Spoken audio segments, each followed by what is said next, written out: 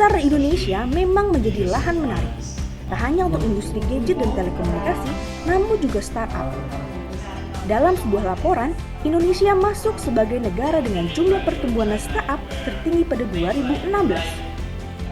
Saat ini, total ada 2.000 startup dengan prediksi pertumbuhan 6,5% sampai tahun 2020 nanti.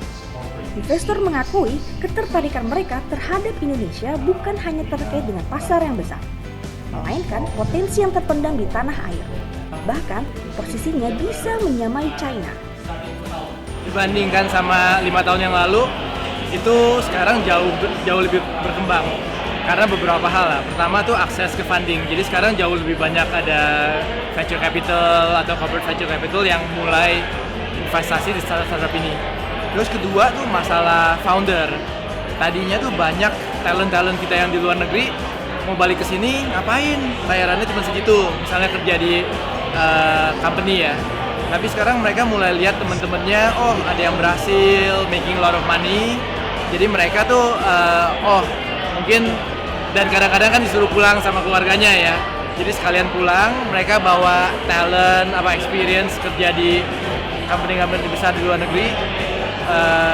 Mereka mulai banyak yang balik dan mulai create something gitu, startup. Itu kedua. Ketiga ya mungkin sekarang kita dapat a lot of support from government. Jadi pemerintah kita sangat aktif untuk encourage startup, itu sedikit banyak ada impactnya juga untuk ekosistem. Convergence Ventures, we believe that we want to help entrepreneurs beyond giving them financial capital. So beyond just writing them an investment check, we want to empower them with experience and network. Experience and network, we believe, not only comes from us, where we can impart advice and make introductions to our entrepreneurs, but also to connect smart entrepreneurs with smart entrepreneurs with investors, not just in Indonesia but outside Indonesia too. Indonesia is a country where, yes, definitely you need to have the local execution of smarts on the ground, but Indonesia is also a catch-up economy, one which is less mature than economies like the US, like China. So by creating events like this, learning events like this, where we can allow our portfolio entrepreneurs to mingle and meet with entrepreneurs from other countries like China and also other investors, then we empower them with experience that other peoples have gone through, and also the opportunity to network with new networks, people they might not necessarily know. Tidak semua investor sembarang menginvestasikan dananya untuk para startup tersebut. Misalnya saja, Corporate Venturi Capital di Indonesia fokus startup di bidang finansial teknologi, sedangkan Venturi Capital biasa lebih memilih mendanai startup di berbagai bidang.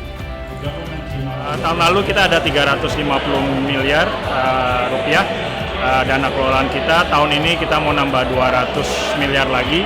Jadi total tahun lalu dengan tahun ini menjadi kumulatif 550 miliar rupiah. Kita Skystar udah 2,5 tahun. Udah berapa startup 14. Jadi campur ya Mbak ya. Mulai dari ada e-commerce, ada logistics, ada software as a service, ada classifieds, ada edtech, edutech, ada advertising tech. Fakta bahwa tak semua startup mampu membuat investor tertarik membuat para pelaku startup harus menerapkan strategi. Ada beberapa tips yang bisa diikuti oleh para pelaku startup agar bisa menarik minat pemilik modal. So, I think with early stage investing, one of the most important things for venture capitalists is to find the right founders, right? It's not necessarily the right idea, right? It's finding the right team that is pursuing the right idea for them, and obviously in the right market.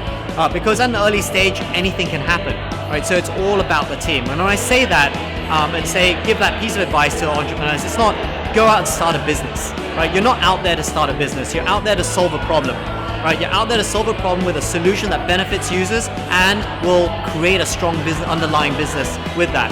And it's so difficult to start a business. You can't start a business on a whim.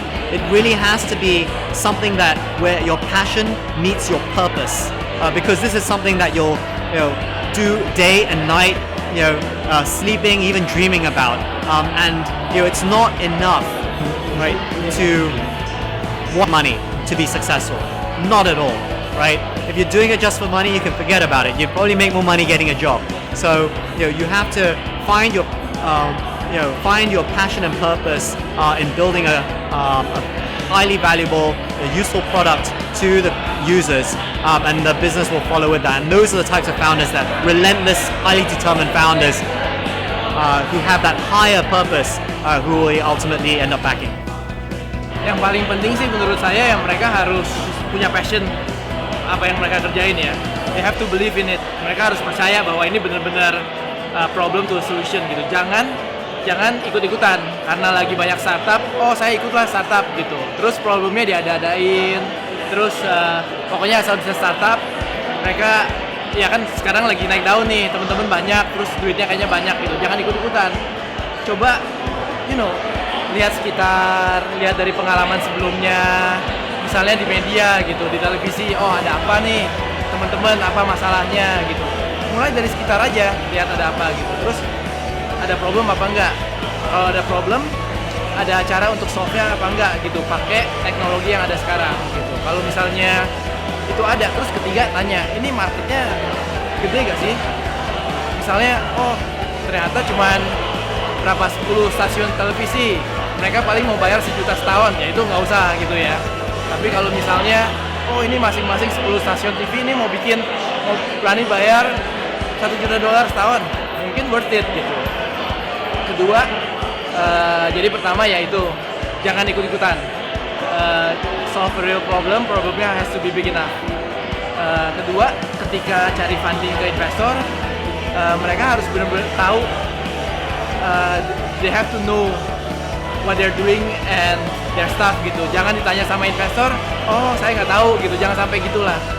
Sebenarnya yang ditanya sama investor itu standar. Jadi mereka bisa Google, bisa cari, asal mereka ngerti, benar-benar ngerti bisnisnya.